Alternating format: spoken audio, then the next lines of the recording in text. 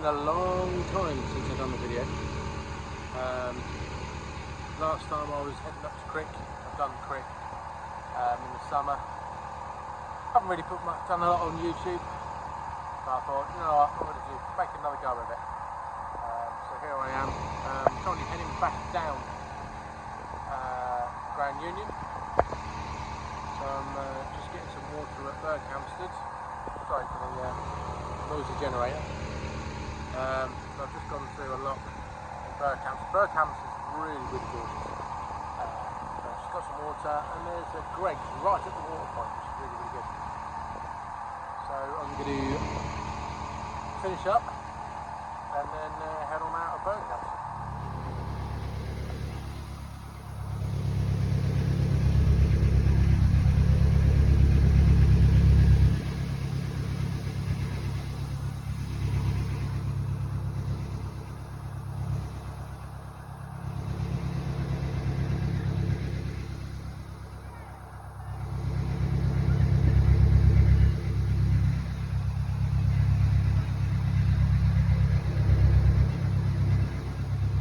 Do this whilst cruising.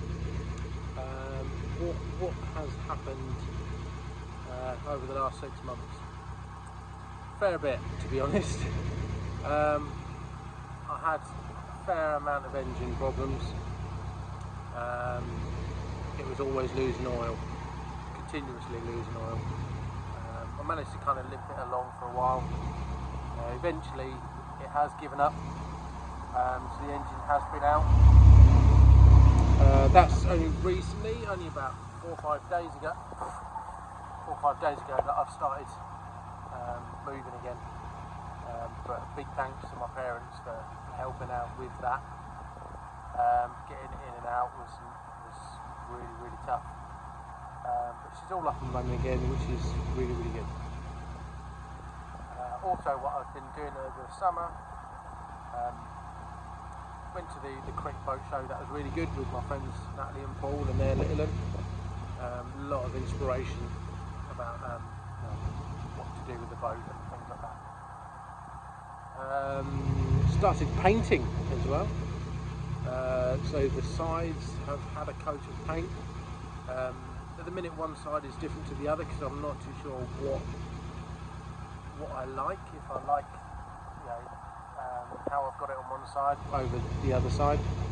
I might be able to give you a brief look of the side of the boat whilst I'm moving. So just bear with me. So there you go. That's 2 coats.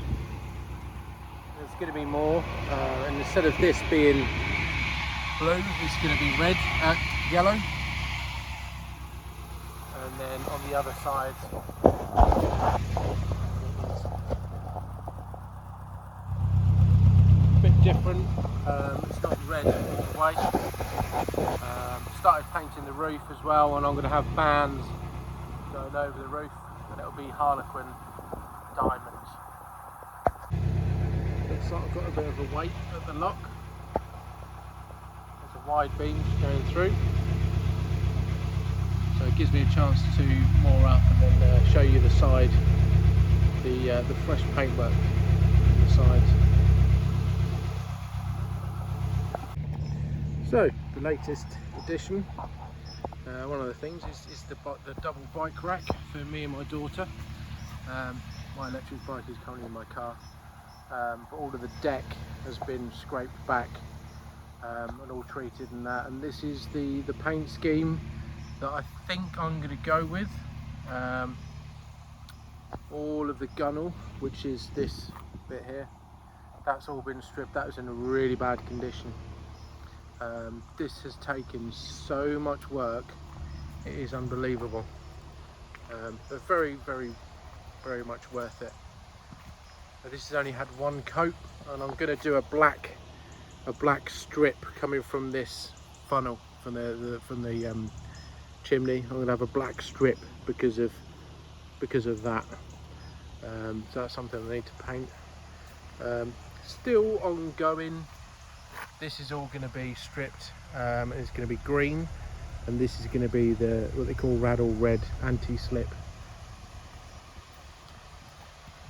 So this is what I'm going for. This is more stripping work in progress here. And then the roof, which is going to be, again, this is going to be anti-slip, and eventually this will be Harlequin diamonds, red, greens and blue diamonds and things. So this is one side. So while I'm just going to go and essentially help out with that lock and get this ready for me to go through.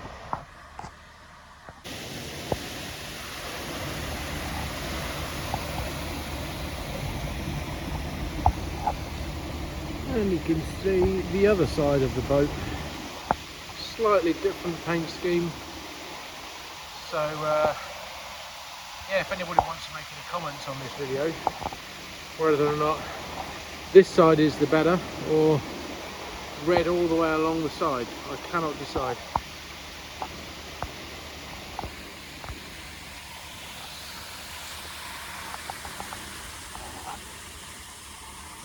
Gonna try and moor up soon because I need to go and pick up the car.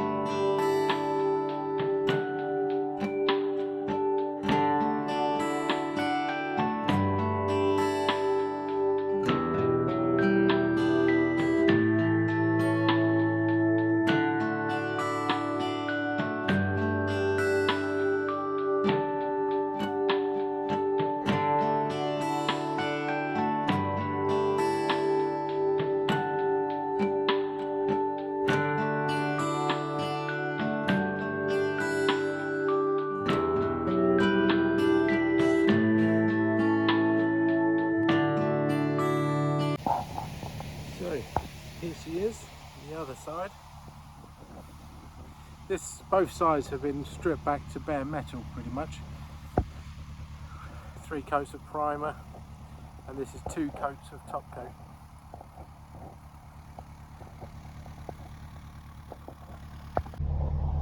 Really not much rope left. So, but still plenty of room to get back on. She's a bit on the wobble now. Let's go and grab hold of her before the rope drops into the water and I'll never get it back.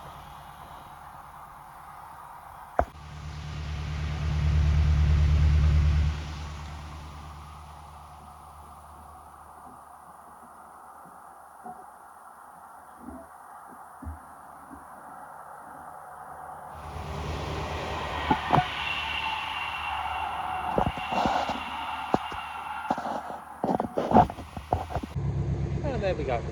It's so tiring doing it completely on your own.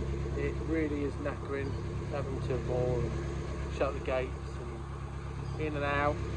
It does take its toll after a few locks. Normally I'll have a daughter. She's really good. She'll sit on the back and control the boat in and out of the locks. So yeah, back on the move again. I'm going to try and moor up because I've got probably about half an hour, 40 minutes walk back to the car to then move the car back here. But obviously finding a mooring space is going to become more and more difficult the further south I go now. Another CRT workboat.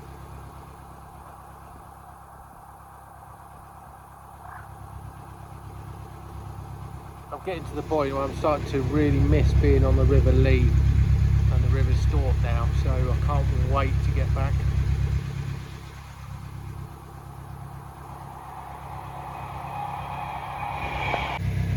You know, who's going to win this race? It's a tough race.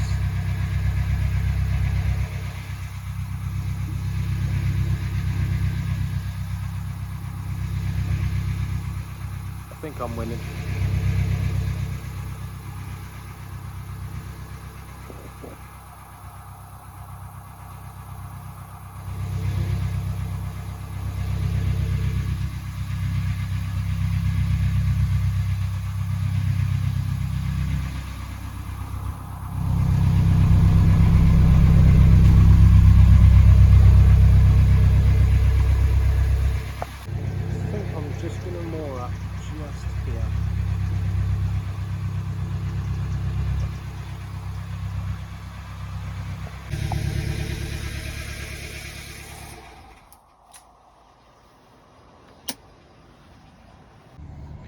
Ah, there we go, all moored up.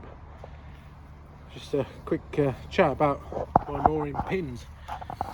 So I have my main pin, the silver one, goes in first, and the lug that you see just here goes around. That's where the rope goes in, and then I'll put a second pin in just to lock it in place, because sometimes these pins here will work their way loose. So you have this one going in at 90 degrees and it secures it a lot more, because sometimes your boat will put its pins out. So that's all fitted. That was a bit of a game because my hammer decided to give up on me. So I've been trying to get that in, all 4 pins, front, and back. This kept falling apart. Bit frustrating, but just made it a little bit longer, that's all. So I think I don't know what to do with that, whether or not to glue it or just admit defeat and say that it's a dead hammer. But apart from that, she's all moored up. So I'm going to turn her off, check my batteries, check my stowing gland, and get walking back to the car. Looks like I've got a bit of weed around my prop or around my rudder, which means getting in there, not in the actual canal, but on the inside there's a hatch in the engine bay. I can get access to the prop, so I'm going to have to, I might just have a quick look, make sure there's no weeds and that. So since I decided to turn around after being at the boat show, I've covered 62 miles. I think I've only got about another 20 miles, maybe 25 miles until I get to Regent's Canal, London. Slowly, slowly. So here is the boiler, all fitted. All I need to do, like I said, was just do the plumbing. Got 2 water pipes coming down. I need to plumb up the gas, but to do all of that I need to get into this cupboard and get very uncomfortable, but it will be worth it in the long run. So one of the other things I've recently done is I fitted a lithium battery, a lithium iron phosphate battery, 200 amp hours. I've got it in parallel with the rest of my bank of batteries. So it's technically now a hybrid system that utilises both lead batteries and lithium. So that's going to give me a lot more power during the night. I can run more things. I can have my my PC on for a lot longer, and I can also have my coffee machine on whenever I need it. So I'm just gonna sit now and I'm just gonna have a quick coffee before I start walking back to the boat. But yeah, so far it's been an improvement. Managed to heat my hot water tank without running my engine for about an hour, and that was on a partial charge of the lithium. But the thing is, I'm noticing is I need a bigger charge capacity. My charger is only a 30 amp charger, so I've been running it all day today, probably about 5 hours, and it's still not fully charged my bank of batteries. There's 3 phases. There's bulk, absorption and float. Bulk is, it's going to put out the maximum current that it can to charge your batteries. So it's been doing that for about 5 hours, and it's still not quite there. I'm probably about 1 volt away from it being fully charged. So I think I need to maybe think about getting a bigger capacity charger. But doing that, I need to take into consideration the capacity of my alternator, I believe. I don't want to be frying my alternator by drawing too much current. I have got something in between the two to safeguard my alternator at the moment, but like I say, that's maxing out at 30 amps, so I think I'm going to need to get a bigger charger. I've also got 2 500-watt solar panels, but that this time of the year doesn't really give me a lot of power. It's good for topping up, but you still need to be very careful about what your consumption is. But yeah, so that's briefly what I've done power wise. I did see there's another place online, I think it's City Electrical, where you can get a panel, a 500-watt panel, 12 volt, for about £50. I know someone that recently bought 3. Yet to be proven if it's any good, so I'm gonna sit back and just see how they perform, and maybe potentially get maybe 1, maybe 2 would be nice. But doing that, my solar charger is also limited to 30 amps. So if there's any other liverboard boaters on this group, be interesting to know what chargers people are using and what current people are pulling and all that. So yeah, if you can, send me a message or comment what you suggest or what you recommend to survive as a liverboard boater when it comes to power.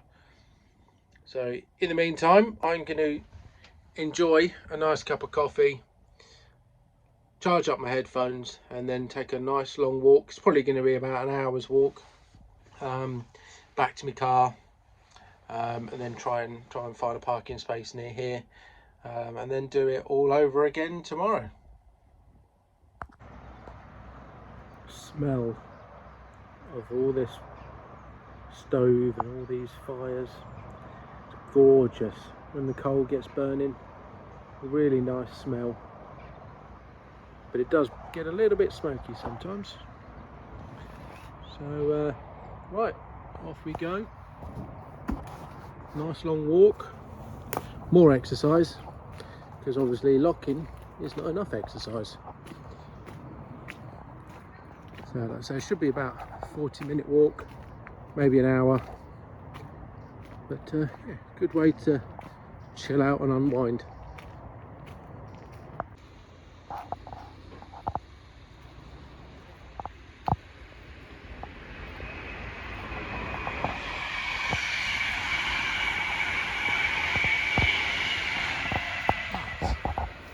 Here's a very large tiller.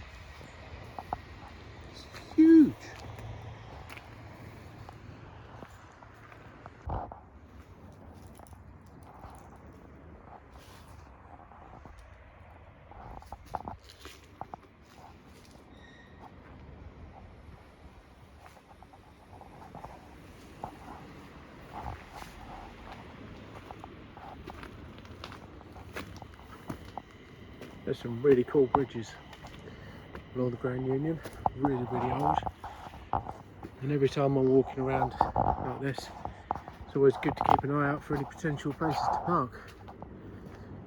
So we've come from down there. Berkhamsted is that way. So up and over the bridge. Keep going. So it's getting to that time of the year where you have to start wearing boots. It gets really muddy.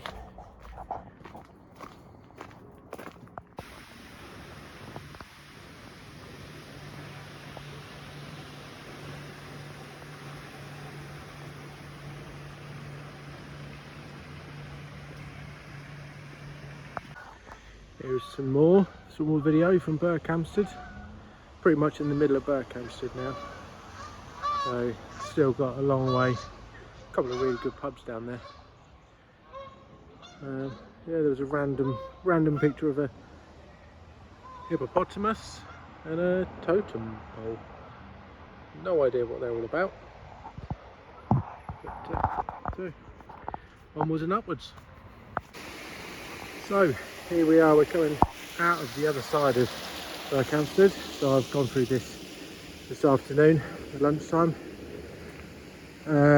Probably only got about another half a mile and then I'll finally be back in my car. So this, you wouldn't have seen this earlier.